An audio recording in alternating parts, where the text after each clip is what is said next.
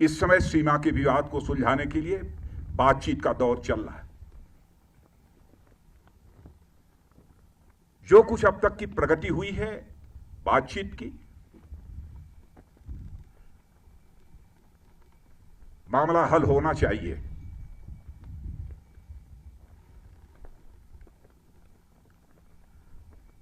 लेकिन कहां तक हल होगा, अभी इस संबंध में मैं कोई गारंटी नहीं दे सकता हूं। लेकिन मैं इतना यकीन दिलाना चाहता हूं कि भारत की 1 इंच जमीन को भी दुनिया की कोई ताकत छू नहीं सकती है, उस पर कब्जा नहीं कर सकती।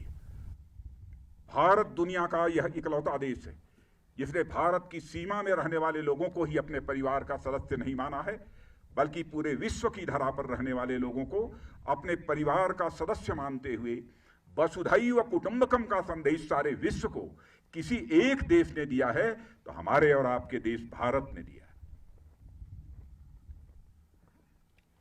हम अशांति नहीं चाहते, हम शांति चाहते हैं। हमारा चरित्र रहा है कि हमने दुनिया के किसी भी देश के स्वाभिमान पर चोट पहुंचाने की कभी कोशिश नहीं की। लेकिन यह भी मैं कह देना चाहता हूं 2 टूक शब्दों में, यदि कोई दुनिया की ताकत हमारे स्वाभिमान पर चोट पहुंचाने की कोशिश करेगी तो उसे किसी भी सूरत में हम बर्दाश्त नहीं करेंगे, उसका हम मुंहतोड़ जवाब देने के लिए भी तैयार रहेंगे। कैसी स्वाभिमान की भावना आप सबके अंदर है? क्या आप सब कुछ बर्दाश्त कर सकते हैं लेकिन अपने स्वाभिमान पर किसी भी सूरत में चोट नहीं बर्दाश्त कर सकते?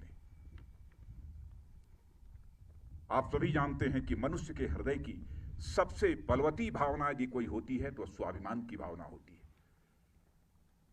स्वाभिमान ये व्यक्तिगत भी होता है, समाज का भी होता है, क्षेत्र का भी होता है, परिवार का भी होता है, लेकिन सबसे ऊपर एक स्वाभिमान होता है राष्ट्रीय स्वाभिमान।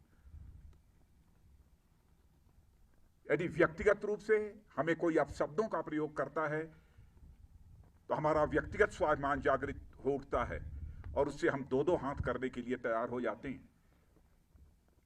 वैसे ही हमारे राष्ट्र की सीमाओं पर यदि कोई आंख उठाकर देखने की जरूरत करता है, उस समय हमारा जो स्वाभिमान जागृत होता है उसे हम राष्ट्रीय स्वाभिमान कहते हैं।